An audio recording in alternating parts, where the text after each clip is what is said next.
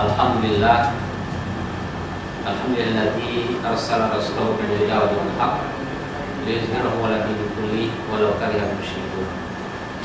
Asyhadu an la ilaha illallah wahdahu la syarika lah wa asyhadu anna Muhammadan 'abduhu wa rasuluhu la nabiyya ba'dah.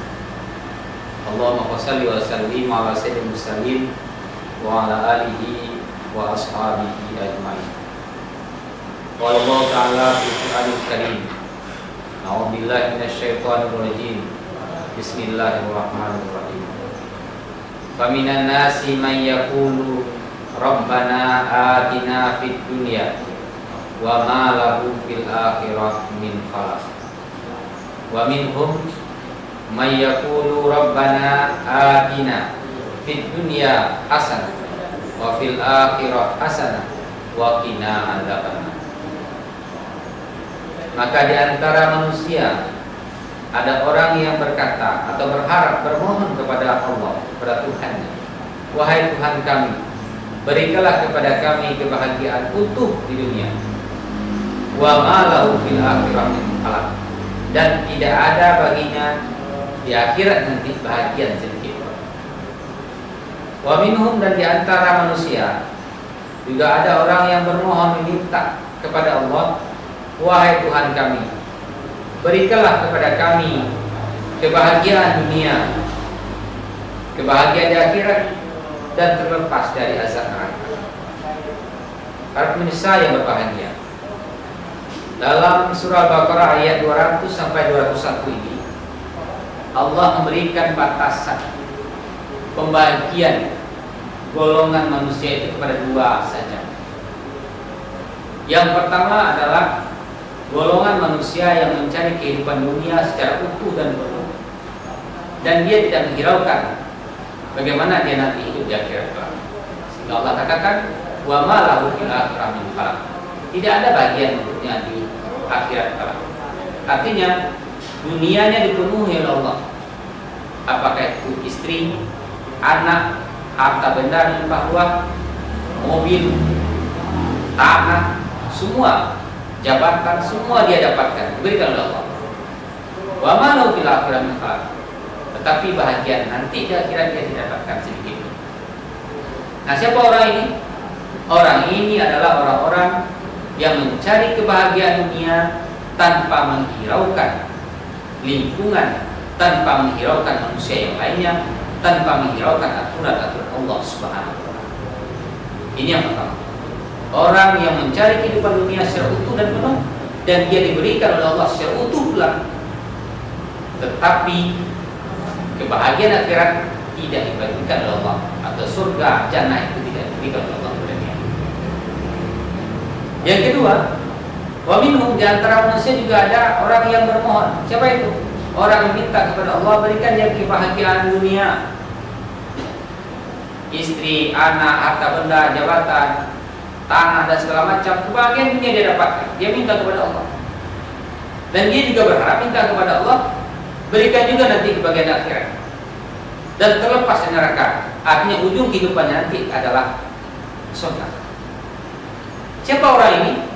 Orang yang hidup di atas dunia, dia mencari kebahagiaan dunia secara utuh dan penuh, dari pagi sampai sore, sampai malam, sampai besok pagi lagi, tetapi dalam perjalanan kehidupannya itu tetap mengingat aturan-aturan Allah, tetap mengingat lingkungan. Para pemirsa berbahagia, pada hari ini kita semua sedang dilanda musibah. Di sini dapat kita lihat dan dapat kita rasakan, kita pantau diri kita masing-masing. Kita pantau jiwa kita masing-masing. Apakah kita masuk kepada golongan pertama atau kita masuk pada golongan yang kedua?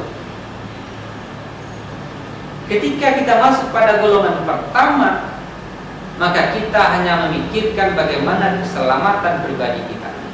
Kita hanya memikirkan bagaimana cukupnya kebutuhan hidup kita dan keluarga kita, dan tidak menghiraukan bagaimana orang, tetangga, kerabat, karib, dan lain sebagainya. Nah, kalau kita masuk golongan yang kedua, kita tetap mencari kehidupan kita, kita cari kebutuhan hidup kita, makan, minum kita, alat kesehatan untuk kita, tanpa menyampingkan kita harus tetap melihat lingkungan kita, kepedulian kita dengan sesama.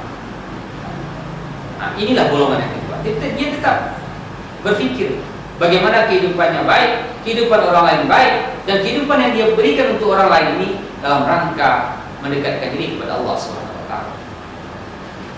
Para pemirsa berbahagia, pernah suatu kali Rasulullah SAW siap sholat asar.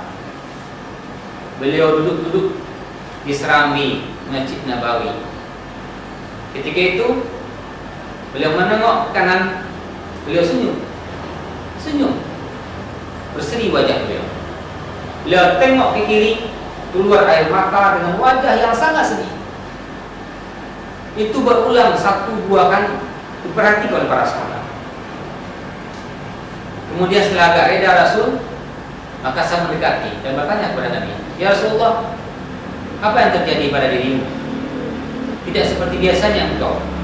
Biasanya setiap sholat engkau berbicara dengan kami, menyampaikan tausiah, tapi sekarang tak. Engkau duduk, ketika engkau duduk, engkau senyum, kemudian menangis. Senyum, kemudian menangis." Apa kata Rasul? Barusan Allah Subhanahu wa taala membukakan alam baru malakut untuk saya. Allah perlihatkan kepada Nabi Muhammad SAW umat beliau yang telah meninggal. Ada 2, kata Nabi. Kalian nanti ada 2 macam, 2 golongan nanti setelah meninggal. Yang pertama namanya mustarih, orang yang istirahat. Orang yang istirahat. Ketika dia meninggal, dia masuk ke alam barzah, masuk kuburnya, kemudian dia istirahat, diistirahatkan oleh Allah. Seperti orang tidur, nyenyak. Tak berapa lama dia sampailah di hari kiamat, melalui kebahagiaan hidup. Senang saya melihatnya. Dan orang yang ditinggalkan merasa kehilangan. Nah, ini golongan pertama, kata Nabi. Namanya mustarih, orang yang istirahat, yang istirahatkan oleh Allah Subhanahu wa taala. Dia istirahat dengan tenang, tetapi orang yang ada di bumi merasa kehilangan, tidak bisa istirahat dengan kehilangan beliau. Kemudian yang kedua, kata Nabi, kenapa saya tadi menangis, keluar air mata?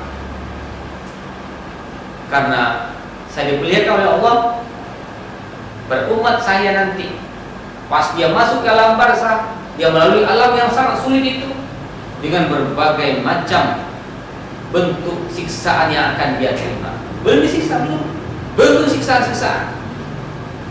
Dan orang yang berada di bumi yang dia tinggalkan merasa senang, tenang dengan kehilangan dia. Ini yang dikatakan oleh Nabi, inilah yang mustarah itu, orang yang istirahat darinya. Artinya ketika dia meninggal, orang merasa tenang. Orang merasa tenang. Ketika dia meninggal, orang tenang.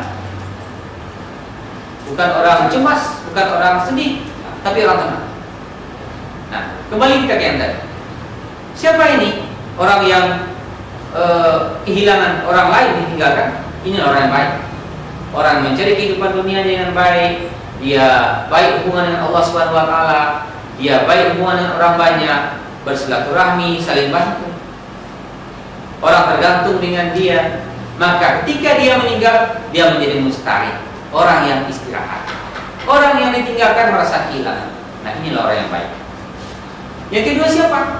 Mustarahmin, orang yang diistirahatkan dia dari orang lain. Artinya orang lain yang ditinggalkan merasa senang ketika dia meninggal. Orang yang ditinggalkan merasa senang.